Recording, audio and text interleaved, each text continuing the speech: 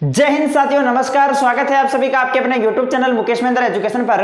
और मैं आपका दोस्तों महेंद्र सिंह आप सभी का स्वागत करता हूं। दोस्तों आज हम बात करने वाले हैं दोस्तों कक्षा 12 भूगोल का चैप्टर नंबर 3 है, जिसका नाम है दोस्तों मानव विकास। और ये चैप्टर आपके 2.5 नंबर का है और इस वीडियो को देखने के बाद 2.5 नंबर पक्के हैं दोस्तों, कोई काट नहीं सकता।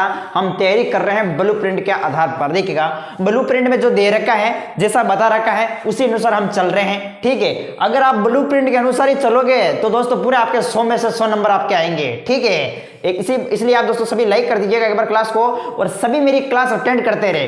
तो देखिएगा कक्षा 12 भूगोल ज्योग्राफी है और अध्याय नंबर हमारा 3 है मानव विकास और इकाई नंबर 2 है दोस्तों, आप देख सकते हैं। और ये जो इकाई नंबर 2 है दोस्तों, ये जो इकाई नंबर 2 है इसके अंदर 2 चैप्टर शामिल हैं। एक तो था विश्व जनसंख्या वितरण घनत्व वृद्धि वाला और एक है मानव विकास वाला। कुल मिला के ये जो इकाई नंबर 2 है ये 5 नंबर के हैं। 2.5 नंबर का वो चैप्टर है, 2.5 नंबर का ये है। तो आज हमारा चैप्टर नंबर 3 है जो 2.5 नंबर के अंदर पूछा है। इसमें एक तो आएगा वस्तुनिष्ठ ऑब्जेक्टिव क्वेश्चन और एक आएगा अति लघुतरात्मक प्रश्न और एक आएगा लघुतरात्मक प्रश्न। देखिएगा इस चैप्टर से वस्तुनिष्ठ प्रश्न जो है वो आएगा आधे नंबर के अंदर और एक अति लघुतरात्मक प्रश्न आएगा वो आपके आधे नंबर के अंदर भी आ सकता है या फिर 1 नंबर के अंदर भी आ सकता है, लेकिन आएगा जरूर एक अति लघुतरात्मक होगा और एक आएगा लघुतरात्मक प्रश्न जो 1.5 नंबर के अंदर होगा।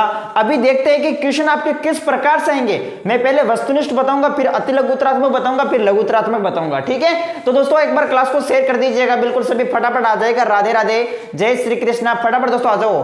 दोस्तों हम स्टार्ट कर रहे हैं। यहाँ पर आपके सामने पहला क्वेश्चन दे रखा है दोस्तों, आप देख सकते हो। पहला क्वेश्चन दे रखा है कि मानव विकास की अवधारणा किस विद्वान की देन है।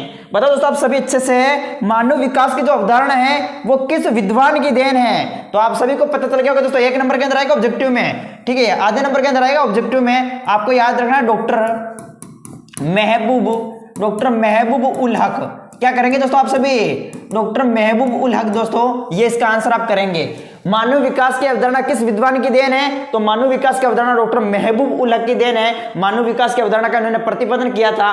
कब किया था? 1990 में। याद रखना आप सभी दोस्तों, 1990 में। और भारतीय अर्थशास्त्री थे, भारतीय थे, कौन थे दोस्तों बताओ आप? भारतीय भी थे, जेम्स रेनॉल नाम से। तो डॉक्टर महबूब उल हक हो जाएगा। ठीक है, प्रोफेसर अमर्त्य सेन थे भारत के। तो ठीक है, मानव विकास की अवधारणा का प्रतिपादन किया था। तो मानव विकास की अवधारणा सर्वप्रथम जो प्रतिपादन किया था डॉक्टर महबूब उल हक ने किया था, जो 1990 में। ये आपको याद रखना है। दूसरा क्वेश्चन देखिएगा, दूसरा क्वेश्चन आपके पूछा, ये ऑब्जेक्टिव में आएंगे दोस्तों, ध्यान रखना। सर्वाधिक मानव विकास सूचकांक वाला राज्य कौन सा है? सॉरी दोस्तों, यहाँ पर पूछा है देश कौन सा है, देश। यहाँ पर देश पूछा है, ये इंपॉर्टेंट क्वेश्चन है। बताओ आप सभी कि सर्वाधिक मानव विकास सूचकांक वाला देश कौन सा है? तो आप सभी को याद रखना है वो देश है नॉर्वे। ठीक है, नॉर्वे। नॉर्वे आपको क्या करना दोस्तों? आपको करना होगा नॉर्वे। ये सर्वाधिक मानव विकास सूचकांक वाला देश है। वैसे देखो प्रमुख सर्वाधिक उच्च मानव विकास सूचकांक वाले देश कौन कौन से? जैसे नॉर्वे है, आयरलैंड है, स्विट्जरलैंड है। ये प्रमुख जो है उच्च मानव विकास सूचकांक वाले देश हैं। तो ये प्रश्न भी आप याद रख सकते हैं कि सर्वाधिक मानव विकास सूचकांक वाला जो देश है वो अपना नॉर्वे है। इसके अलावा देखिएगा तीसरा क्वेश्चन, तीसरा जो क्वेश्चन है वो आपके सामने ये पूछा है कि मानव विकास सूचकांक में विभिन्न देशों का क्रम किस स्कोर पर आधारित होता है? तो ये होता है 0 से 1 स्कोर। ठीक है, आप याद रखेंगे दोस्तों कि मानव विकास सूचकांक में विभिन्न देशों का जो क्रम है वो 0 से 1 स्कोर पर आधारित होता है। तो ये आपको करना, वैसे आपको दे दिया जाएगा 0.8 स्कोर, 0.1 स्कोर, इस तरीके से ऑप्शन दिए होंगे। तो आपको करना है 0 से 1 स्कोर। ठीक है, तो ये आपको याद रखना है। इसके अलावा देखिएगा अगला चौथा क्वेश्चन पूछा है कि मानव विकास सूचकांक, क्या पूछा दोस्तों कि मानव विकास प्रतिवेदन 2006 में, ठीक है, भारत का स्थान क्या था? मानव विकास प्रतिवेदन 2006 में भारत का स्थान कौन सा था? तो कौन सा स्थान था दोस्तों मुझे बताओ आप सभी। आपको पता होगा 126वां स्थान था। कौन सा स्थान था दोस्तों? 126वां स्थान था। याद रखना, मानव विकास प्रतिवेदन 2006 में भारत का जो स्थान था वो 126वां था। और ये भी आप याद रख सकते हैं 2019 या 2020 में जो स्थान था, ठीक है, मानव विकास प्रतिवेदन 2020 में भारत का स्थान कौन सा था, ऐसे पूछा जा सकता है।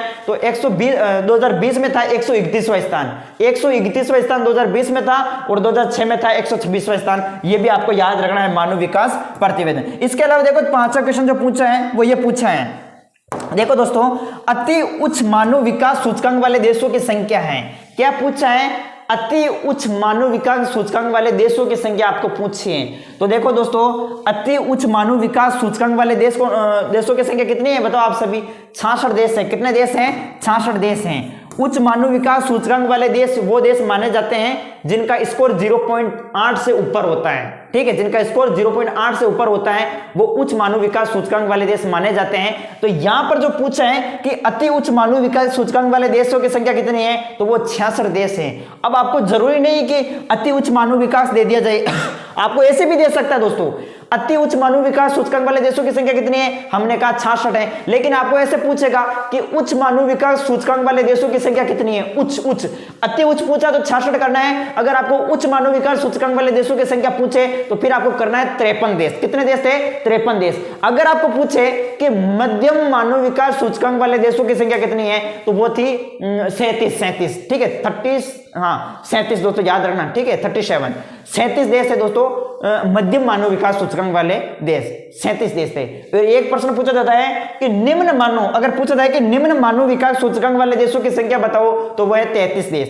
ठीक है, 33। तो ये आप याद ही कर लो दोस्तों अच्छे से, मैं आपको लिखवा ही देता हूं, आप जो है इनको याद कर लेना अच्छे से। देखिएगा मैं यहां पर लिखवा रहा हूं दोस्तों, अगर आपको पूछे देखिएगा पॉइंट नंबर 1 में कि अति उच्च मानव विकास सूचकांक वाले देशों की संख्या कितनी है, तो 66 आपको करना है। अगर आपको पूछे कि उच्च मानव विकास सूचकांक वाले देशों की संख्या कितनी है, तो फिर आपको क्या करना है दोस्तों? 53 करना है। लेकिन आपको पूछे कि मध्यम मानव विकास सूचकांक वाले देशों की संख्या कितनी है, मध्यम, तो फिर आपको करना है 37। अगर आपको पूछे कि निम्न मानव विकास सूचकांक वाले देशों की संख्या कितनी है, तो फिर आपको करना है 33। तो ये जो है आपको याद करना है, यहां से प्रश्न ऑब्जेक्टिव में पूछा जा सकता है दोस्तों। ठीक है, इसके अलावा देखिएगा मानव विकास की रिपोर्ट किसके द्वारा प्रकाशित की जाती है, तो दोस्तों ये प्रकाशित की जाती है यूएनडीपी के द्वारा। किसके द्वारा? यूएनडीपी के द्वारा, संयुक्त राष्ट्र विकास कार्यक्रम के द्वारा मानव विकास रिपोर्ट जो है प्रकाशित की जाती है। तो ये थे हमारे सामने 6 क्वेश्चन जो वस्तुनिष्ठ में भी पूछे जा सकते हैं और आपके और क्या कह सकते हैं अति लघुतरात्मक में भी पूछे जा सकते हैं। ठीक है, तो ये 6 प्रश्न आपको याद होना चाहिए दोस्तों। अब देखते हैं प्रमुख अगला क्वेश्चन आपके सामने है, ये देखेगा आपके सामने, ये ऐसे भी अति लघुतरात्मक में भी पूछे जा सकते हैं। मानव विकास की परिभाषा आपको पूछी है, क्या परिभाषा पूछी है? मानव विकास की परिभाषा लिखिएगा। तो आप लिख सकते हैं मानव विकास, देखिएगा आप ऐसे लिख सकते हैं परिभाषा कि मनुष्य की, आप लिख सकते हैं, देखिए उत्तर मानव विकास, यानी परिभाषा लिखेंगे कि मनुष्य के जीवन के विकल्पों में वृद्धि, मनुष्य के जीवन के विकल्पों में वृद्धि तथा गुणात्मक परिवर्तन को मानव विकास कहा जाता है। ये आप परिभाषा लिखेंगे दोस्तों। क्या लिखेंगे दोस्तों? यही परिभाषा आपको लिखनी है कि मनुष्य के जीवन के विकल्पों में वृद्धि तथा गुणात्मक परिवर्तन को क्या कहा जाता है? मानव विकास कहा जाता है। इसी तरीके से आपको परिभाषा लिखनी है। इसके अलावा देखिएगा 8वां क्वेश्चन कि मानव विकास के केंद्र बिंदु लिखिएगा। अब मानव विकास के प्रमुख केंद्र बिंदु कौन कौन से हैं वो आपको लिखना है। तो यहां पर आप जो है प्रमुख लिख सकते हैं दोस्तों, जैसे उत्तर में जैसे शिक्षा है। ठीक है, उत्तर में क्या लिखेंगे? जैसे शिक्षा है, स्वास्थ्य है, ठीक है, और संसाधनों तक पहुंच, ये प्रमुख जो है मानव विकास के क्या है? प्रमुख केंद्र बिंदु हैं। तो ये जो प्रश्न आपके पूछा जाएगा, ये दोनों प्रश्न आपके जो पूछे जाएंगे ये अति लघुतरात्मक में पूछे जाएंगे दोस्तों, याद रहना ये प्रश्न। ठीक है, मानव विकास की परिभाषा पूछे जा सकती है, मानव विकास के केंद्र बिंदु पूछे जा सकते हैं। केंद्र बिंदु में शिक्षा है, स्वास्थ्य है और संसाधनों तक पहुंच, ये आपको करना है। और ये 2 प्रश्न आपको जो नजर आ रहे हैं दोस्तों, ये लघुतरात्मक में पूछे जा सकते हैं। मानव विकास के उपागमों के नाम लिखो, कई बार पूछा गया, या तो उपागम पूछ लेता है या फिर आपके सामने जो है आपके सामने विकास के प्रमुख स्तंभ पूछ लेता है। तो देखो दोस्तों, मानव विकास के यहां पर पूछे हैं उपागम के, मानव विकास के उपागमों के नाम लिखेगा। तो सबसे पहले आप लिखेंगे दोस्तों आई उपागम, आय उपगम, ठीक है, उपगम। ये जो आय उपगम है ये मानव विकास का, अगर ऑब्जेक्टिव में पूछे कि मानव विकास का सबसे पुराना उपगम कौन सा है, तो मानव विकास का सबसे पुराना जो उपगम है वो आय उपगम है। याद रखेंगे ये जो आय उपगम है ये मानव विकास का सबसे पुराना उपगम है। आय उपगम के बाद में जो है आप कर सकते हैं दोस्तों, आय उपगम के बाद में आप लिख सकते हैं कल्याण उपगम, कल्याण उपगम, ठीक है। कौन सा उपगम? कल्याण उपगम। इसमें जो है मानव को लाभार्थी के रूप में देखा जाता है। तो ये दो उपगम तो ये हो गए, और तीसरा उपगम आप जो है इसमें ये लिख सकते हैं दोस्तों, यहां पर तीसरा जो उपगम है वो आप ये लिख सकते हैं, देखिएगा आय उपगम, कल्याण उपगम, इसके अलावा आधारभूत, आधारभूत आवश्यकता उपगम, आधारभूत आवश्यकता उपगम। ये जो उपगम है ये उपगम, इस उपगम को किसने प्रस्तुत किया था? तो ये प्रस्तुत किया था ILO ने, ठीक है, ILO ने, ILO ने दोस्तों आधारभूत आवश्यकता उपगम जो है वो प्रस्तुत किया था दोस्तों, याद रखना। और इस उपगम में दोस्तों प्रमुख जैसे न्यूनतम आवश्यकता को पहचान दी गई है, 6 न्यूनतम आवश्यकता को पहचान दी गई। कितने न्यूनतम आवश्यकता को पहचान दी गई इस उपगम में? 6, जिसमें प्रमुख क्या क्या शामिल है इसमें आप लिख सकते हैं, शिक्षा है, भोजन है, जल पूर्ति है, स्वच्छता है, स्वास्थ्य है, आवास है, वो सब जो है इसमें बताया गया है, ठीक, इसमें शामिल किया गया है। तो आधारभूत आवश्यकता उपगम, ये 3 उपगम हो गए, आय उपगम, कल्याणपूर्वक उपगम, आधारभूत आवश्यकता उपगम, और एक चौथा उपगम जो आप लिख सकते हैं वो है दोस्तों यहाँ पर आपके सामने क्षमता उपगम। कौन सा उपगम? क्षमता उपगम, क्षमता उपगम। तो इस तरीके से आप देखेंगे तो हमारे सामने 4 उपगम आते हैं मानव विकास के। सबसे पहले आय उपगम, फिर यहाँ पर कल्याण उपगम और आधारभूत आवश्यकता उपगम और लास्ट वाइज क्षमता उपगम। तो 4 उपगम है दोस्तों जो कि आपको याद होने चाहिए। ये प्रश्न आपके लघु उत्तरार्थ में पूछा जाएगा 1.5 नंबर के अंदर।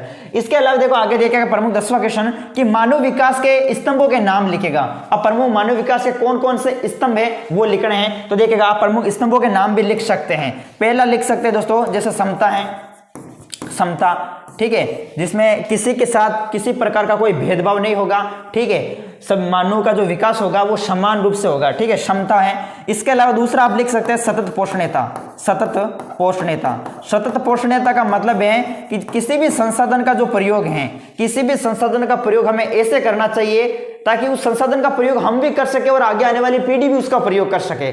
मतलब संसाधनों का दोहन नहीं करना चाहिए, संसाधनों का उपयोग जो है हमें सीमित रहकर करना चाहिए, ठीक है। ऐसे नहीं कि भी हम संसाधनों को नष्ट करना शुरू कर दें, हानि पहुंचाना शुरू कर दें, ऐसे नहीं करना है। हमें संसाधनों के जो है भविष्य में आने वाली पीढ़ी वो भी लाभ उठा सके उन संसाधनों का, ऐसे हमें प्रयोग करना चाहिए, ठीक है। तो संसाधनों का उपयोग जो है हमें जो है अपनी आवश्यकता के साथ साथ भविष्य में आने वाली पीढ़ी को भी ध्यान में रखते हुए करना चाहिए। तो समता, सतत पोषणीयता। इसके अलावा दोस्तों आपके सामने आप आगे भी लिख सकते हैं उत्पादकता देखिएगा, उत्पादकता है, उत्पादकता, उत्पादकता। और चौथा आप लिख सकते हैं सशक्तिकरण, ठीक है, सशक्तिकरण, सशक्तिकरण। तो हमारे सामने दोस्तों ये प्रमुख 4 जो है ये स्तंभ है, मानव विकास के 4 स्तंभ हैं, और इधर ये जो है 4 उपगम हैं। तो इनको अच्छे से आपको याद करना है, और ये चैप्टर आपके 2.5 नंबर का ही है, तो सिर्फ आपको ये प्रश्न जो है मोस्ट बनते हैं, इनको याद कर लो और ये आपके नंबर पक्के हैं। बिल्कुल छोटा सा वीडियो है। वीडियो कैसा लगा आप सभी को? अगर अच्छा लगा तो लाइक करें और चैनल पर नहीं तो सब्सक्राइब करें। और दोस्तों हाँ, अगर आपको सीरीज चाहिए तो नीचे व्हाट्सएप नंबर दे रखे हैं, इन नंबरों पर आप मैसेज कर सकते हैं। हम क्या करेंगे दोस्तों, हम चैप्टर वाइज चैप्टर वाइज हम ब्लूप्रिंट के अनुसार सभी चैप्टर वाइज करेंगे। साथ ही हम जो है अब एग्जाम से पहले हम कैप्सूल लगाएंगे प्रमुख, और आप सीरीज जरूर खरीद लीजिएगा। उस सीरीज को आपको अच्छे से पढ़ना है, क्योंकि एग्जाम में 100% जो क्वेश्चन बनेंगे वो आपके ब्लूप्रिंट के आधार पर बनेंगे। साथ ही जो सीरीज है उस सीरीज में भी बहुत से क्वेश्चन मिलेंगे। तो आपको 30 रुपए में मिल रही है। अगर आपको चाहिए तो नीचे व्हाट्सएप नंबर दे रखे मैसेज कर सकते हैं। ओके, जय हिंद।